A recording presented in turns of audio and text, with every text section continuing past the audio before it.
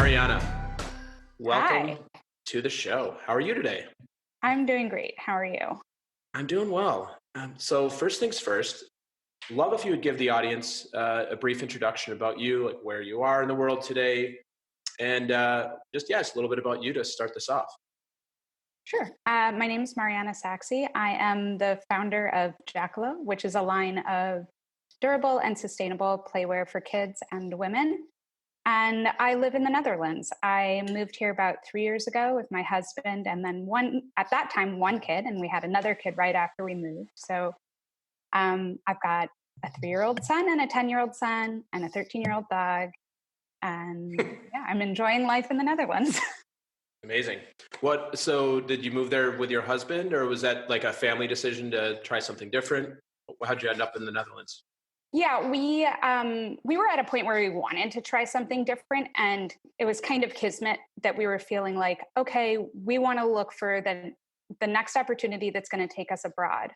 And my husband was at that time approached by a Dutch company, and they approached him, reticently, like you might approach someone in the United States who has a family, and they said, well, do you need to check with your wife to see if she'd be interested? And he's like, no, I know she's going to be interested in this.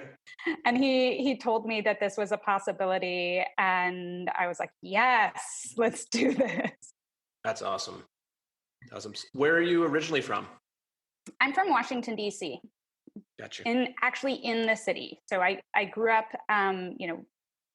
metro access in DC in the 80s, and spent a childhood there that's kind of typical 1980s childhood, where kids were kind of running free in the neighborhood.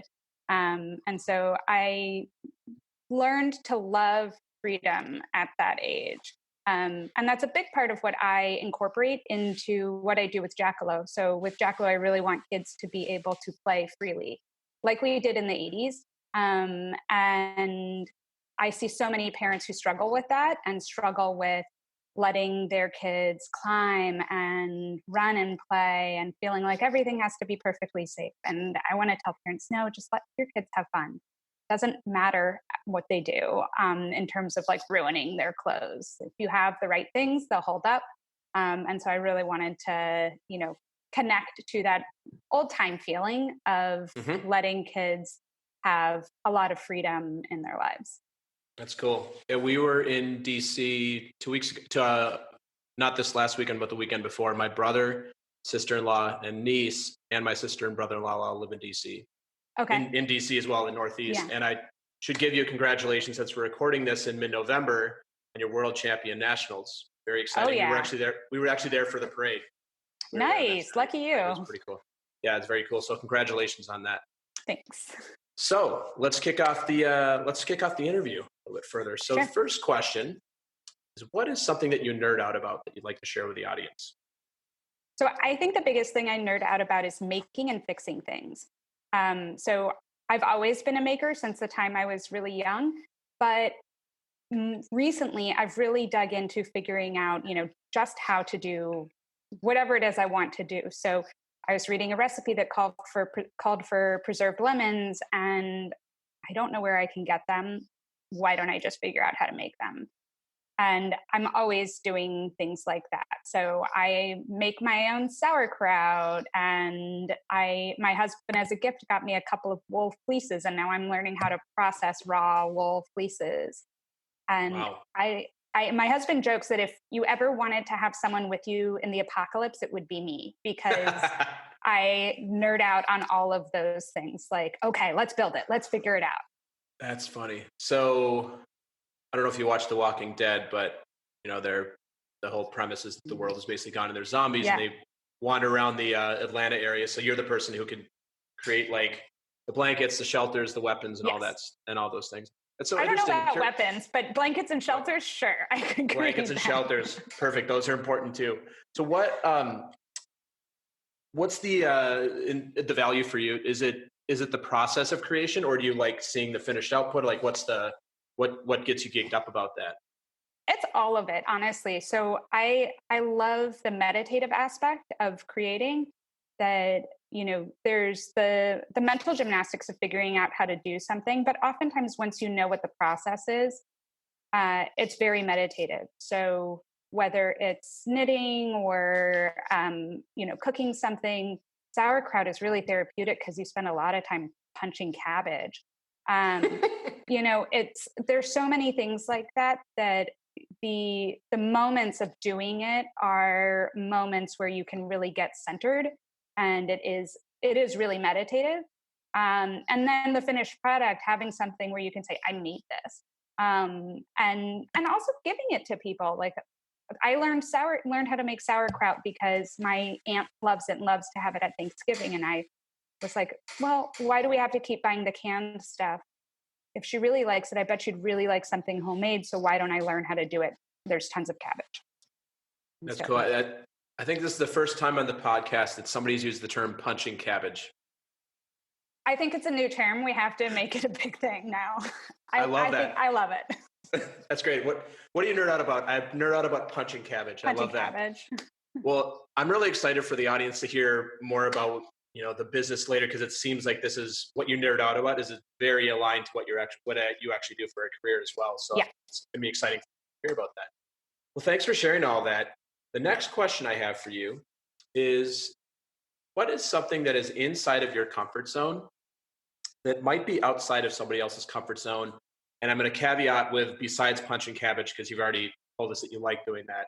And that is something I don't know that a lot of people would be comfortable doing, or maybe they would. I don't be a little strange for me, but yeah. So it's along those lines. It's fixing things. So I was not raised by DIYers in the home space, like in the creative and crafting space, yes. But in terms of home repair and fixing things, that's not something I was raised with. I was raised in a call the plumber sort of family. Mm-hmm. And me too. When I graduated from college, I moved into a typical DC group house, which is 5 young professionals living together. And I was essentially the super. The house was owned by my cousin, and he had been renting it out to lots of different people. And it was getting further away from people he knew. And he was like, well, why don't you come in, manage the house, and just make sure everything's going okay? And so I was the one who was making decisions at 22 about whether we needed to call the plumber or not. And so I found that I really enjoyed taking apart a disposal and figuring out how to fix it, repairing toilets and things like that. So it's a little bit unusual and outside of what I would have expected for myself growing up. But it's something that I really enjoy. And I take great pride in the fact that twice when I have called plumbers and then called to cancel, because I'd fixed it myself, they've offered me jobs on the spot. That's amazing.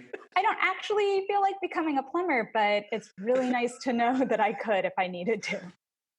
Did you wear the belt? I don't have a tool belt. I do not, but I do have a Leatherman. And yeah, I would wear the Leatherman on my belt just for fun. Nice. That's cool. What, really quickly, curious, what did you go to school for? So I went to school for anthropology. My undergrad, I did anthropology with a focus on archaeology. And so it's a bit far from what I do now.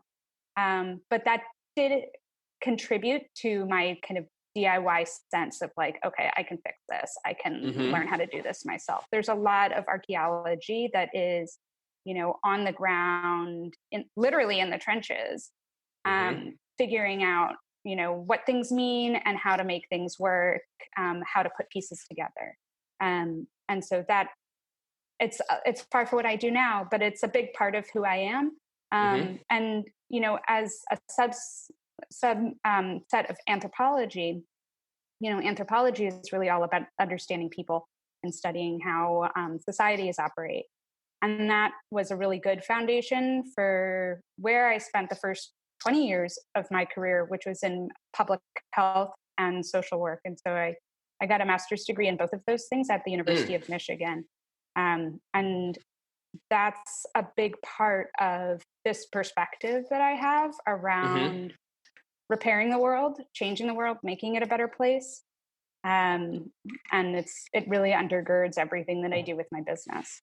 Yeah, and I love all that. I was thinking, I'm like, did she have like an engineering degree, or did you take shop class in I don't even know if they had shop class in DC in high school. Did not. They did. They did Yeah, not. they.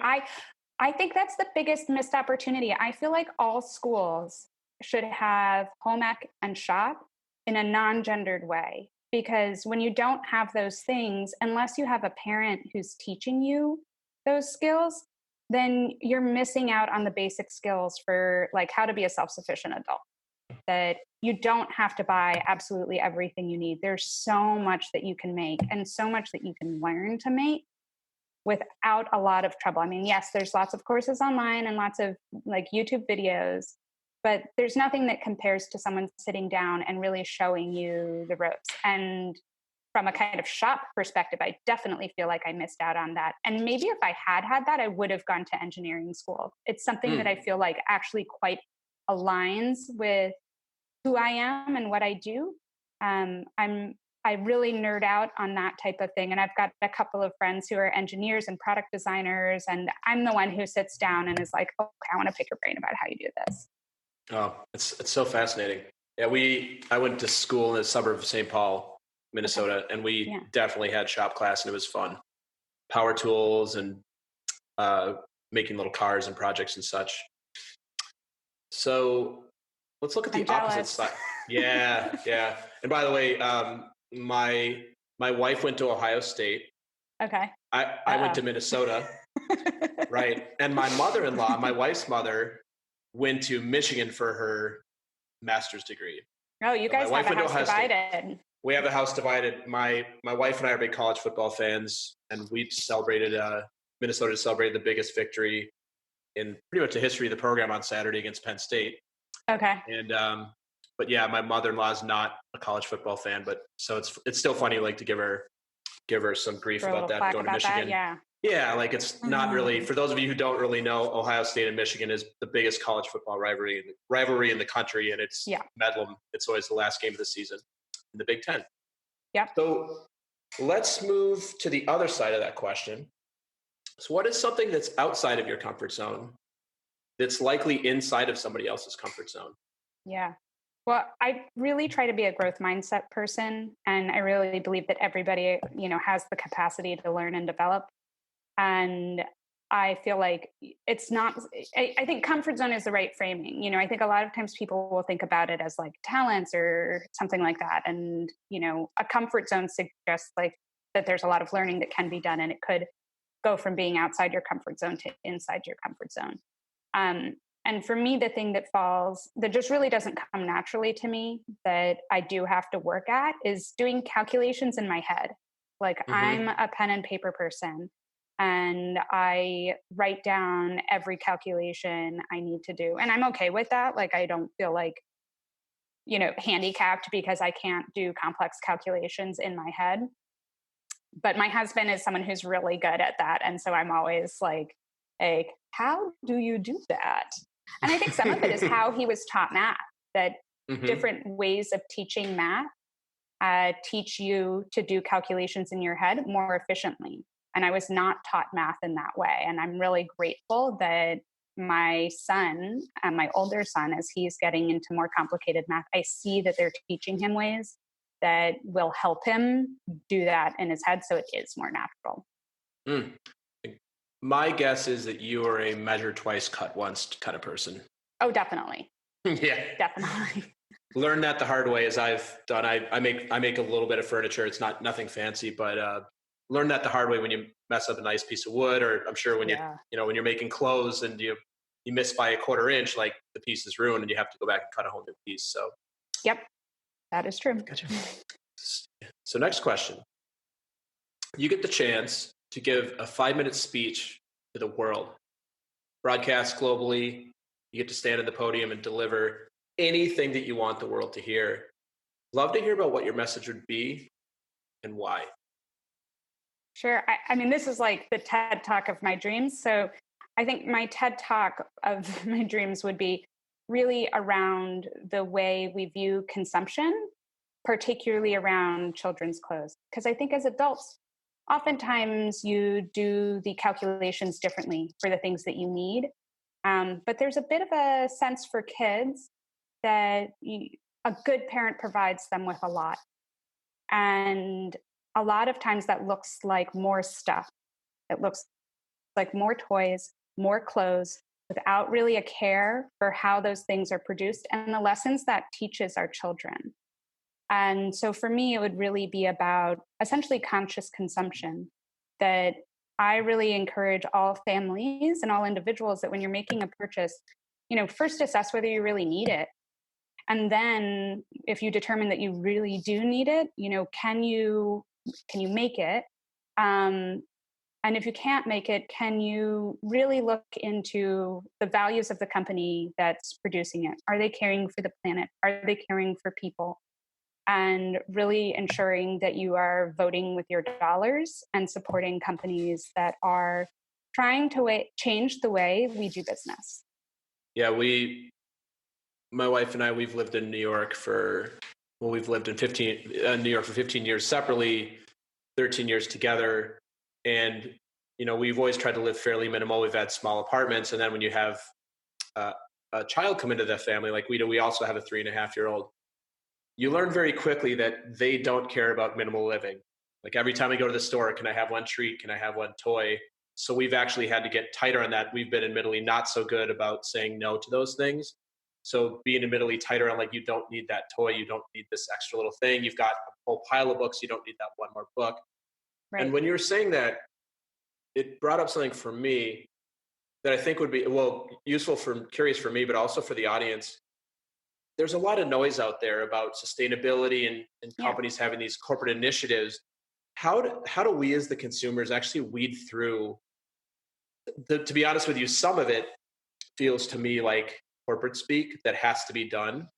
Yes. Like how is there a way, like how would you advise us to actually be able to vet companies out to actually know if they're following sustainable practices and doing things like what Jackalo is doing, which I know is a sustainable company? How do we actually know as a consumer? Yeah, so some of it is going to be looking at the entire gestalt of the company. Gestalt's an annoying word, but really looking at the big picture. So if it's a company that I don't mean to pick on one company, but I'm going to pick on H&M because I think they're a really good example. So H&M is a huge company. Their prices are artificially low. They sit on boards of groups that are focused on sustainability, and they have a line of clothes that are made from organic cotton. And so because they have one line of clothes that are made from organic cotton, they put themselves out there as a sustainable company. But they're really not, because so much of what they produce is not sustainably produced. Their prices are set so that they are really not creating a living wage for the people who are making the clothes. And there's so many companies like this where the pieces aren't in place for people and the planet all along the way to be valued. You can't value people and planet when the cost of a shirt is $3, and like they'll mark down to that. And that means that either they're not making money if they're having a markdown price that low, which is unlikely. But really what it means is that the people who have their hands on an item make so little. So there's an estimate that with a pair of jeans, 100 hands have touched it before it gets into your closet.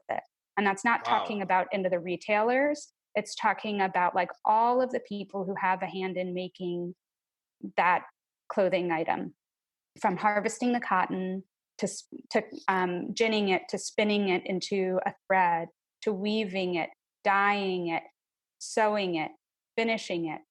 All of these have people who are touching the product. And each of them along the way is not being paid well if that item is not priced appropriately. So when you're Mm-hmm. getting a $20 pair of jeans and you're thinking you've gotten a good deal, maybe you're thinking, oh, well, it's marked down. And so the company's making less off of that. That's, Mm-hmm. yeah, they are making less off of that, but they've priced it so that they can mark it down. They've Yeah. priced it so that they're buying the products as cheap as possibly. They're having them made as cheap as possibly. So when I talk to other families about what does it look like to support a sustainable brand? I mean, number one, the very first and easiest thing is that there's a person there who's going to answer your questions and answer them honestly.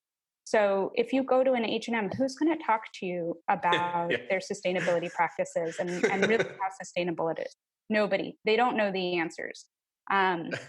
Whereas if you... I was just going to say, I was just thinking about in New York City, if you go to an Old Navy or an H&M and you ask an employee a question about anything, it's unlikely they're actually going to answer anything for you. Like they don't know anything other than they're just there to stock the shelves and make sure that there's, fights aren't breaking out. Yeah, there's nobody to answer those questions. You're lucky if they're going to tell you that the color looks terrible on you. They're not going to be able to tell you anything about how the product was made and where it was made. Yeah. So you do want to look for some element of transparency. Are they telling you where they got the fabric from? Are they telling you where the product was sewn? Patagonia is a great example of this. They list on their website all of the factories that make their clothes. And you can find out lots of information about the fabric that they source.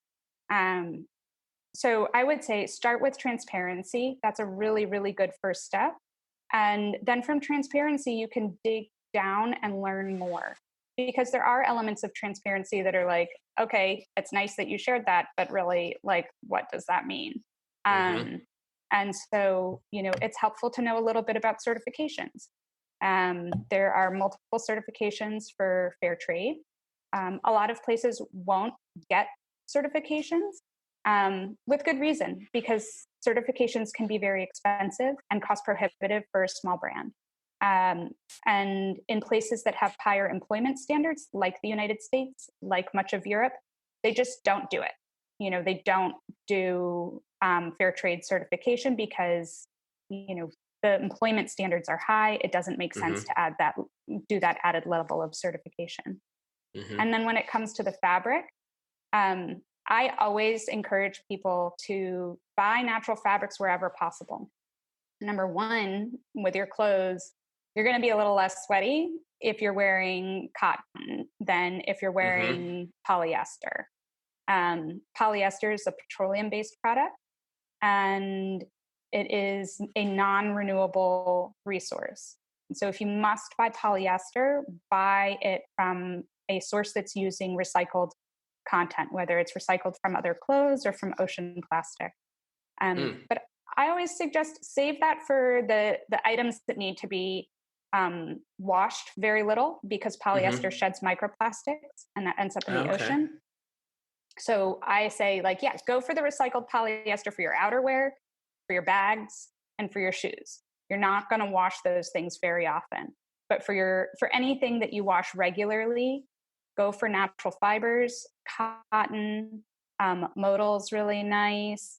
Tencel is made from eucalyptus that's sustainably harvested. And wool, hemp, all of those things are great. Cotton uses a ton of water and is very, very pesticide dependent if it's conventional. So it's quite a dirty crop unless you're getting organic. And in that case, you want to look for organic certifications like GUTS or IVN Best. Gotcha.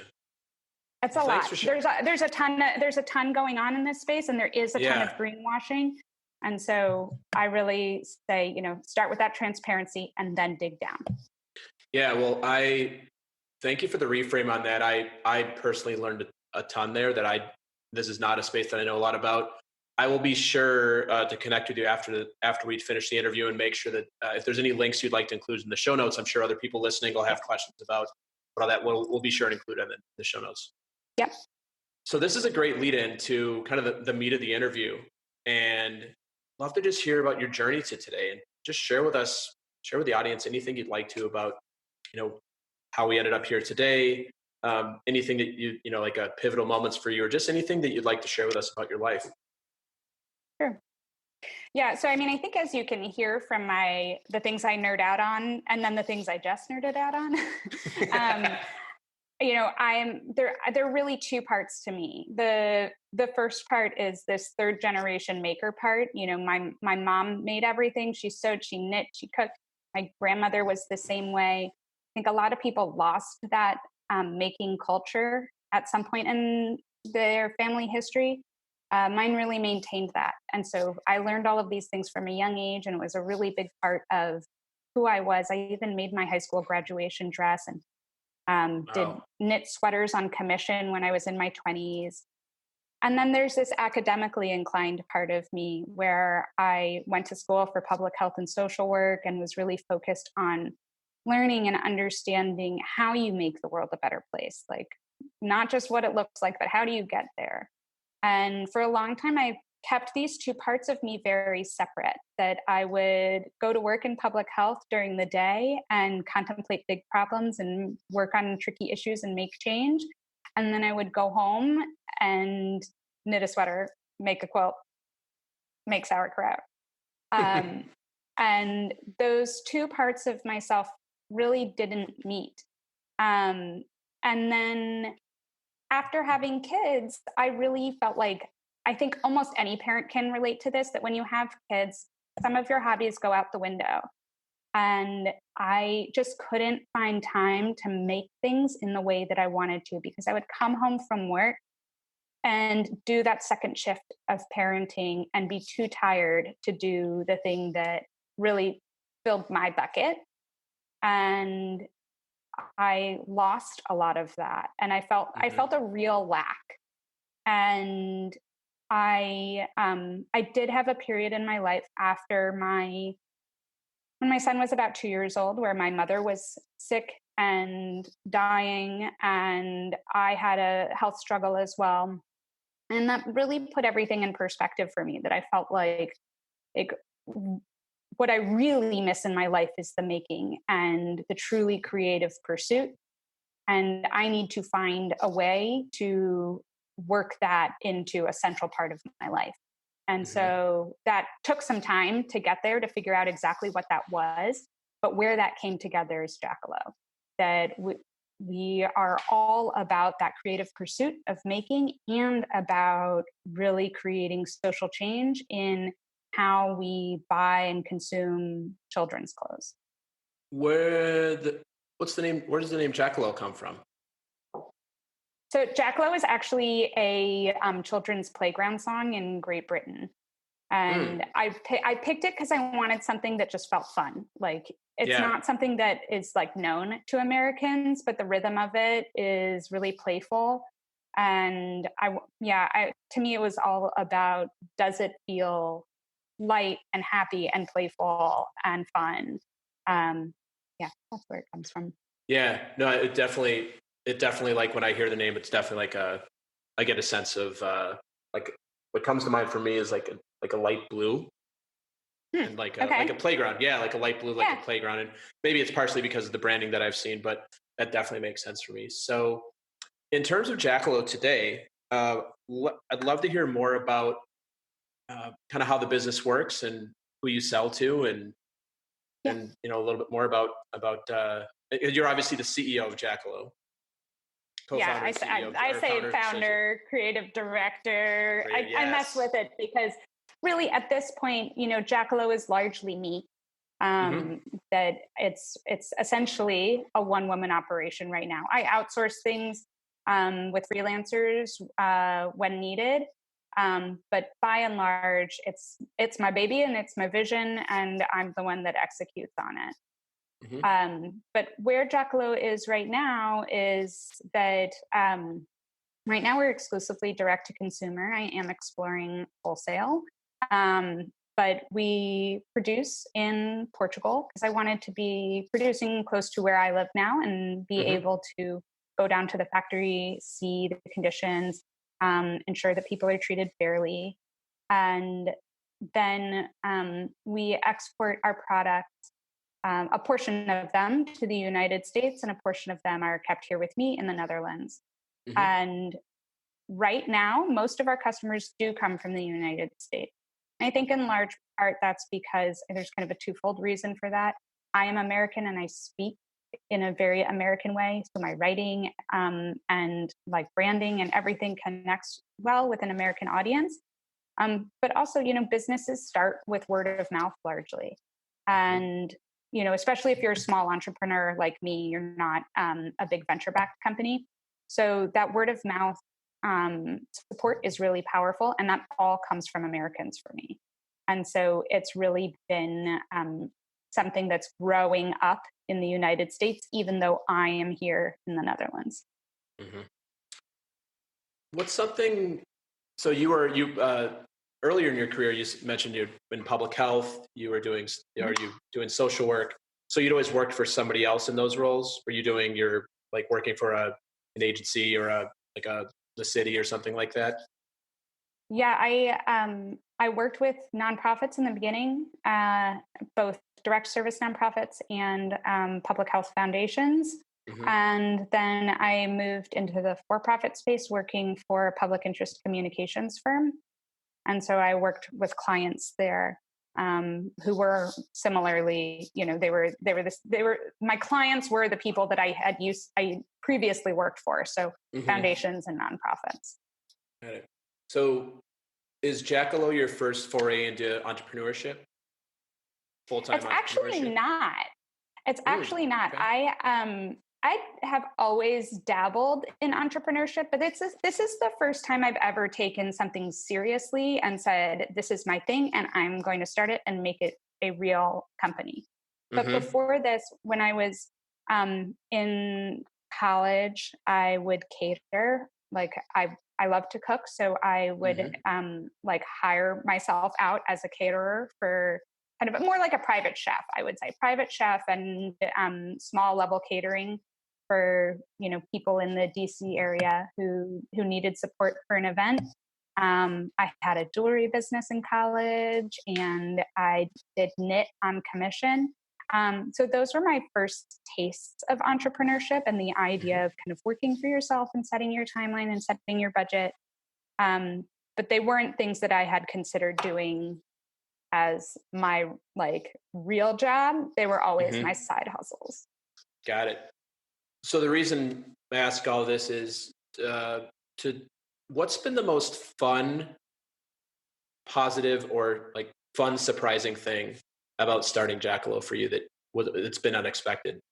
I would say meeting all of the families that I've met and getting to know all of the families I've gotten to know who value our products and value kind of our voice, the voice of Jackalo, and what I'm trying to put out in the world, the messages I'm trying to share about family, about parenthood, about creating a better future, and how that's resonating with families, as far off as New Zealand, and being able to kind of just connect with people all over the world who share similar values. That to me is the most exciting part, that I really didn't expect how kind of intimate and personal the connections I was developing would be. That, oftentimes in a business space, you think oh, if you're selling a product, you don't really get to know your customers. Mm-hmm.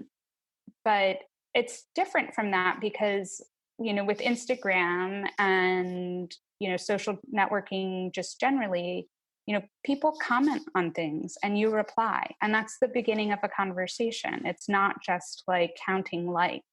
It's connecting with people and finding out what's interesting to them and what they're struggling with. I really believe in offering more than just the clothing, offering support and guidance on, all of these challenging issues for parents in these kind of modern and scary times. Mm-hmm. And so it's much more than just, buy my pants. It's, that's, let's connect authentically. Yeah, that's really fun. So I like that idea that, and I follow you on Instagram as well, and I see you get a lot of engagement. So do you, when somebody comments, do you always make it a point to go back and build that connection with them by responding or giving them some Yeah. value? That's really cool. Yeah, Yeah. absolutely. I mean, sometimes people will just comment with an emoji and I try to like comment with an equivalent emoji. But if they're saying anything more, then I really want to like focus and respond authentically. That Mhm. I don't want to respond with just thanks for your comment. I want to really take the time to understand where they're coming from and give a thoughtful response.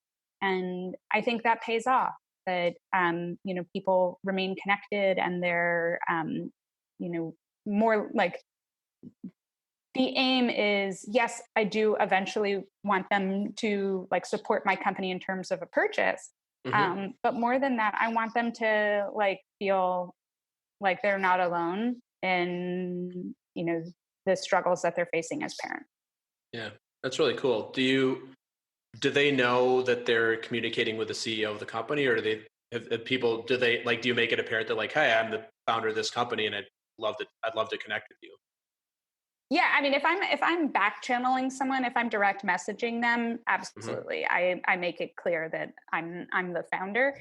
Um, I think that I mean Jackalo is a small enough company that you kind of just get the sense of that the more that like you engage with us, like Hmm. with me on Instagram. The more I'm not hiding that this is an account that's run by me, by the Hmm. founder. There's especially when you're starting a company that is not a service driven company, particularly a one-on-one service driven company. Hmm. There's always this question of do I say I or do I say we? You know, Yeah. Yeah. um, and it's it's hard to figure that out, and it's hard to figure out when you switch. Do you switch when you hire someone, or do you always use we? Um, but I felt really uncomfortable using we in most of our communications, Hmm. um, particularly on social media. That if I'm expressing an opinion, I try to say I as much as possible so they do see that it's a human behind this. Hmm. But then when I'm talking about like the philosophies behind Jackalo, what we believe in, I will use we, because I think that it's bigger than just me and the work that I'm doing. It's kind of this community that's being created. These are things that we collectively believe in. Even if you're not actually working for Jackalo, but you believe in what I'm trying to create here and you believe in this vision, then you're part of the we. And Yeah. so I'll just use that.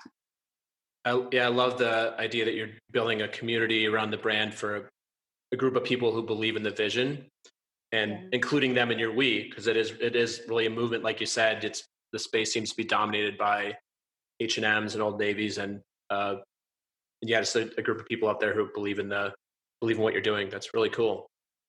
And there is a really nice community of people who feel this way, whether they come at it from a perspective of minimalism or they come at it from a sustainability perspective or perspective around people and caring for the humans that create the things that we need.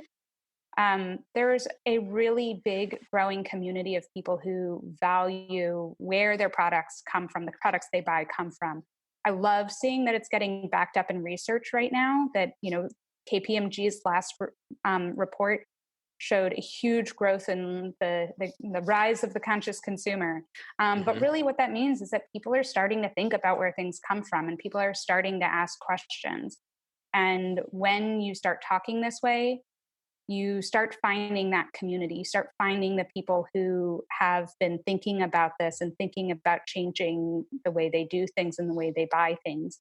And so it really is a community that exists that I'm, tapping into and supporting. Perfect lead in.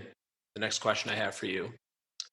I'd love to hear about what's the thing that you're most proud of? And I leave this question general because you can answer it in any way or any area of your life that you would like. Or if there's more than one thing, that's great too. But yeah, what's something that you're really proud of? I'm really proud of taking the risk to start this company. I have advanced degrees in public health, and I spent a long time working in public health, and I very easily could have stayed on that path working with foundations and nonprofits, and it's lovely and rewarding work, but it wasn't everything I needed at that time in my life. And so, like, making the decision to leave that and start something completely new that is 100% my own is something that I'm really proud of. I'm also really proud of taking the risk to move to the Netherlands. Mm-hmm. I think a lot of people thought I was a little bit crazy because, I mean, in addition to having a 6-year-old, I was, when I moved here, I was 7 months pregnant. And I literally flew out here by myself by myself as a parent with my Mm-hmm. 6-year-old and my dog, who is not a little dog, not a lap dog. She's a lab mix. So she was in a huge crate under the airplane flying to Amsterdam by myself. My husband had already left and was in the Netherlands waiting to meet us. And so just taking a really big risk like that and just saying, you know what, we're going to 100% upend our lives and do something totally different, because why not? And life is short. And I want to teach my children the lessons about taking risks and pursuing what you want and not letting opportunities fly by you. Mm-hmm. And about being like a global citizen that, a lot of people don't get to travel all over the world, and it's a really big privilege to get to do this and to get to live somewhere else.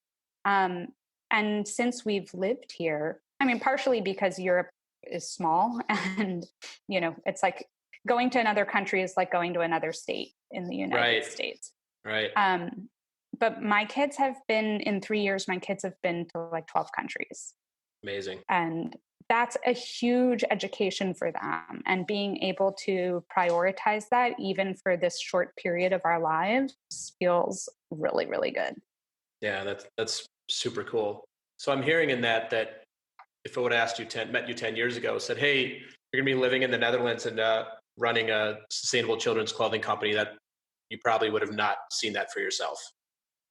I don't know that I would have seen it for myself, but I think that other people might have seen it for me. So like when I started Jackalo, one of my friends who was my next door neighbor when I was just out of grad school had moved to Philadelphia, and I had been working at a foundation.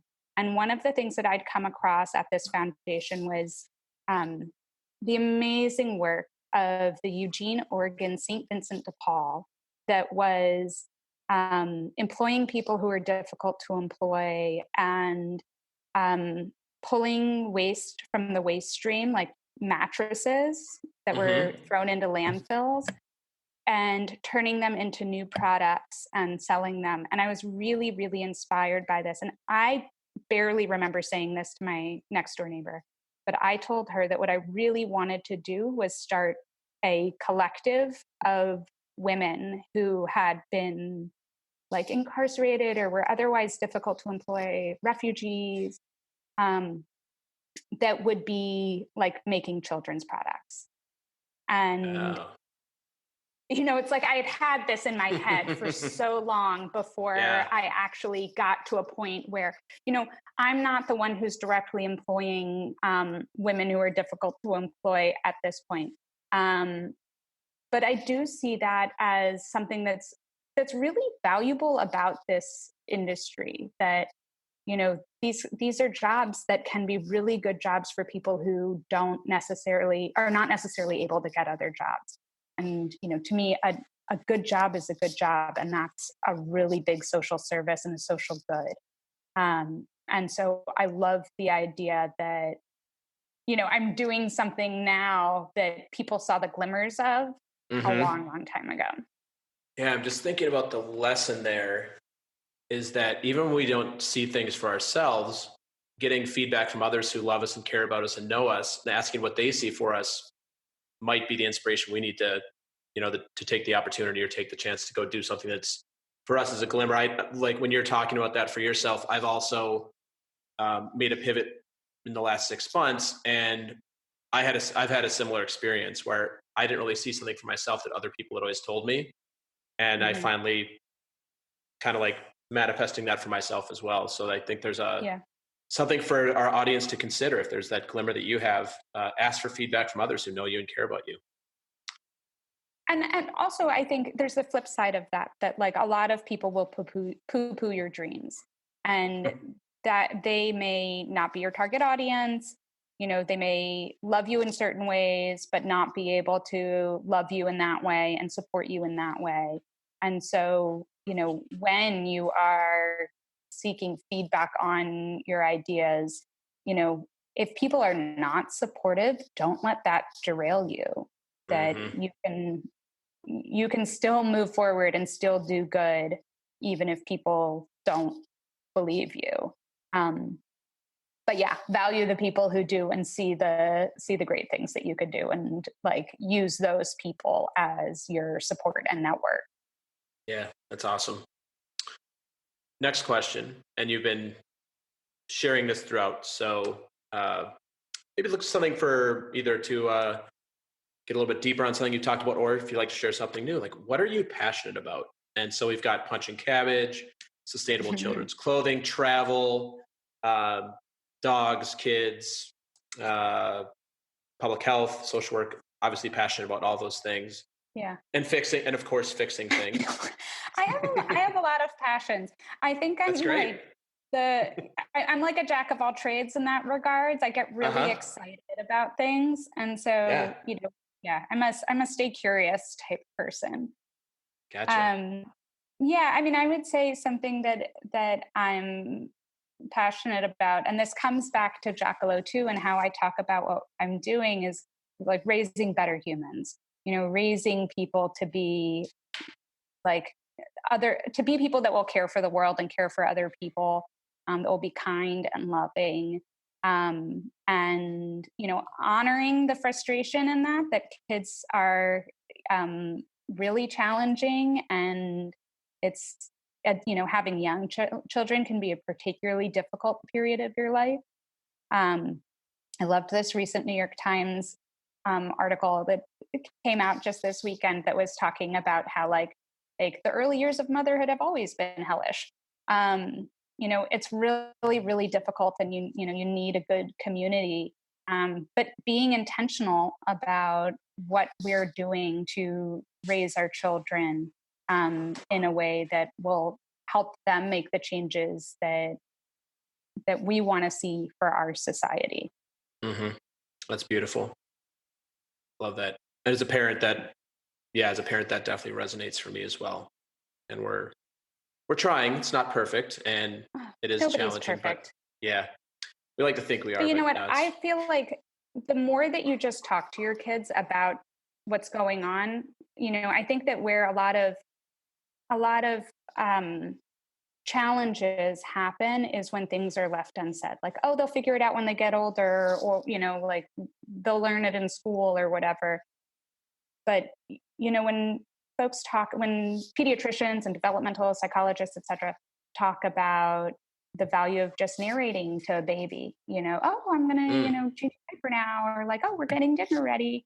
You know, the more they hear you talk, the more their vocabulary grows. You know, that lesson carries through so much of childhood that, you know, I like to articulate my decisions with my kids. You know, if I'm making a choice to like at the grocery store to buy the thing without plastic, I'm going to tell my kid, you know, oh, this one's got plastic on it, and I'm choosing not to buy it because we can use our own bag and we can buy the one without plastic, and that's less waste. mm, Um, hmm. each time I make a decision like that, you know, why does it just have to be in my own head? I can share that with my kids, and that way they start learning to pay attention to these things as well. Like the other day, my 3-year-old, when he was washing his hands at the sink, he was adjusting the flow of the water, and he was saying, I want the water to be clear, not white. Um, and what I was noticing when he told me that was that, oh, shoot, I'm sorry. I have do not disturb on, but it pops through on my computer anyway. Oh, darn No it. problem. I edit it out, no Sorry. problem. No, it's fine. Okay. I'll edit it out. Won't be a problem at all. Okay. Well, I'll start from the beginning of the story with my 3-year-old. Sure. So I was washing my 3-year-old's hand. My 3-year-old was washing his hands at the sink, and I was with him, and he was adjusting the flow of the water, and he said, "I want the water to be clear, not white." And I often teach my kids, like, oh, have the water be the like width of a pencil. That if you have more water than that, that's more than you actually need. But with the width Mm. of a pencil, that's like an appropriate flow for washing your hands. What he saw in them is that when it was the width of a pencil, it was clear. And when it was higher than that, it was white. And so he's picking up in his own way how to define what the proper flow is for water. And he's 3. Like, Wow. kids are super perceptive. Yeah. And the more that we articulate, the values of being kind, the values of, using resources responsibly, the more they understand it and can make those choices for themselves. And you still have the challenges at the when you walk by the toy store and you see all the toys, but you talk about the decision, like, oh, we have so many toys at home, let's go home and see what we haven't played with in a while and see what we can make new and exciting. Yeah. This is fantastic. I'm personally going to be trying some of these things with my daughter today, because I'm realizing as you're talking about this, and I'm thinking about my parenting, there's a lot of times I'm not doing a lot of explaining. It's a lot of Yeah. telling. Yeah. And a lot of explaining, like, this is why we do this. This is why this is important. And this is why you should learn to care about this, or why do you care about this, and let her actually share with us why this Yeah. is important to her. I think there's such a valuable lesson in that. Yeah, kids are that. so perceptive, and we can spend a lot of time. The norm is, we're going someplace and we have to get them someplace quickly, and so just do the thing I tell you to do. And that there are always going to be times like that, but whenever you can take the time to just slow it down and say, like, let's work through this. They feel respected and valued rather than, forced to do the thing that they don't want to do again. Mm-hmm. Yeah. So you've been sharing a little bit about your philosophy as well. I'd love to get wrapping up our time, get a more general, like, give us your general philosophy on life. You can keep it, brief as you'd like, but yeah, like, what's your general operating procedure that you like to go through life with? I kind of have 2 that really are central to who I am. I mean, one is to always be curious, to always be looking to learn something new and to understand something new, whether it's a new skill or understanding the why behind someone's behavior. And also to just leave the world a better place than, I found it, than we all found it. Mm-hmm. Think about our decisions carefully and responsibly. Mm-hmm. Yeah. I think based on our time today, that those 2 philosophies are very apparent in how you operate. They ring clear. I'm an open book. They ring clear. Yeah. So you're very authentic to the way you live, and the things you put out into the world are very authentic to your general philosophy of life. So Yeah, always absolutely. And I try, share.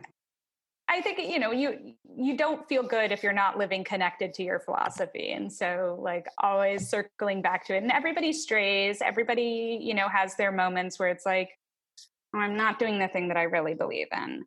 Mm-hmm. But then you come back to it. And that's when you start to feel really good again. Yeah, that's beautiful. Anything else that you'd like to share with the audience? I think the thing I'd like to share with the audience is, like, the future of Jackalo, and the thing that I'm really excited to create for Jackalo, which is, I'm a big believer in this concept of the circular economy, that we don't always have to be using virgin resources, new resources. And the more we can make things last or make things into new things, the better. And so I'm really excited to implement this aspect of Jackalo that is that circular aspect. So from the day we launched, I have a program called the Trade Up program where we encourage families to send their outgrown Jackalo clothes back to us. And then we give them a discount on a future purchase. And then we will wash, repair if needed, and resell the garment or upcycle it. If it can't be resold, we'll upcycle it into something new or responsibly recycle it. With the ultimate aim being that, there are transparent pathways in textiles recycling, and you can work with a textile mill that will take your own worn out garments and recycle them into new fibers or into new fabrics. With cotton, you can't have 100% recycled. It becomes less durable over time, but you can blend it with raw fibers, therefore reducing the overall impact of new clothing production. And so really my aim is to, essentially make kids' clothes last forever by encouraging reuse until they can no longer be reused, and then making them into something new once that point is reached. Interesting. Not sure if you know the statistic, but just curious about this. If you do, what percentage of clothing is actually recycled? Because I'm just trying to think. Very little. I don't know the actual number, but I would say a very, very small amount of it is recycled in the true sense of being recycled, turned into new new fabrics. There's very, very little. I can't give a number, but I would venture to guess that it's in the 2% sort of range, if that. Very small. It's easier with poly-based because, polyester is a plastic and you just melt it and respin it. And so, like Patagonia and other companies use recycled plastics in their fleece. And that's where you do see it more often. It is growing in cotton, and you'll see it as a percentage of the fibers used. But overall, when we're looking at we could spend hours talking just about what happens to your clothes when you give them away. Because it's a huge industry, and some of it does get recycled into rags and insulation. A lot of it gets shipped off from the United States. A lot of it gets shipped off to Africa, and they do not want our clothes. It disrupts the local economy. And then a lot of it, even if you're sending it to a place that's supposed to be recycling it, a lot of times, it's just not resellable and it will end up in the landfill. So there's a lot of improvements that we can make to what happens to our clothes when we're done with them.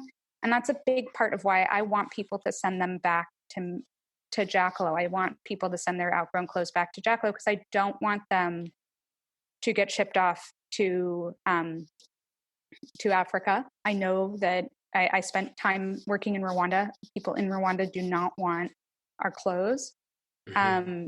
A lot of the recycling endeavors that are done by major retailers in the United States, these jeans, particularly it's around denim recycling. A lot of times when big businesses encourage you to bring back your jeans so that they can be recycled, those jeans still have a lot of life left in them. And if there was a proper way for them to be resold, they could be resold. It seems like a waste to me to recycle something before its usable life is done. And so those recycling programs are turning jeans into insulation. They're not making it so that other people can buy those jeans and use them again. So before you go and drop jeans off at this, this great company is doing this recycling program, really take a look at those jeans and see if they can be worn. Maybe it's just not your style. Maybe it doesn't fit you well. That doesn't mean it's not going to work for somebody else, and see if you can find a better way to part with your clothes. Yeah, man, I am learning so much. I was just thinking about my perception is, and admittedly not somebody who knows anything about this space until today. I feel like I know a lot more about the space today. I guess my impression was always that anything that just gets thrown away just ends up sitting in a landfill. I didn't even know that there was a thing like clothing recycling. Like I know that you can give, like in our building, we have a box that you can put in, gently used clothes, and they go to Yeah. like the local Goodwill. But I've never even thought about like what happens when these clothes are just done, when they're not really usable anymore. And I guess I just think they just all end up in a landfill, but some things do get recycled. Some things I do didn't get even know that. recycled into rags, but not if you put it in the trash. If you put it in the trash, it goes to the landfill. There's nobody, at least in any municipality I know of, and someone can prove me wrong. I would love to be proved wrong. There's nobody who's pulling clothes out of the trash to then go into the recycling system. But when you see one of these like clothing donation boxes in your building or at the gas station, sometimes they're run by nonprofits, sometimes they're run by for-profit companies. Often they do not end up with people in need locally. I always recommend the first thing to do if you want to donate your clothes to somebody who needs them, find the charity that is not the first on the list. The Salvation Army gets so much stuff. Goodwill gets so much stuff. They have so much more than they need or can resell. And when they can't fit it in their stores, which is quite often, they sell it on the textiles trading market, which is huge. But they're often like smaller nonprofits for women's clothes, particularly business clothes. Dress for Success is great. I always say, like, what's the local refugee resettlement agency? Do they need help? Do they need clothes? What about women's shelters? They always have need for women's clothing and children's clothing. Those are great places to donate that may actually put your clothes to use. And if you must put it in a box, if you're in New York, there's a great company called Helpsy that has clothing donation boxes, and they actually work with the fashion industry and pull out as much as possible to be remade into new clothes before anything ends up in the larger like textile recycling system. So they're a great company to look for. You said Helpsy, like HELPSY. Yeah. I've admittedly never heard of them, but I will definitely look them up, and I'll include them in the show notes as well. Yeah. Amazing stuff today. I personally learned a lot. I'm sure the audience is going to learn a ton. And I want to give the audience an opportunity to know more about where we can find you. Like, where can we find Jackalo? Just let us. How can we find out more, and where can we find you? So you can find us at hellojackalo.com, and Jackalo is spelled Jackalo. And on Instagram, Facebook, Pinterest, everywhere, we're Hello Jackalo. And that's where you can find us online. Yeah. And you're obviously looking for people to follow you, comment. We talked about earlier, you love to interact with your say hello. raving fans and customers. And so definitely, for those listening, definitely connect with Hello Jackalo. I am connected on Instagram. It's a great page, and definitely say hello.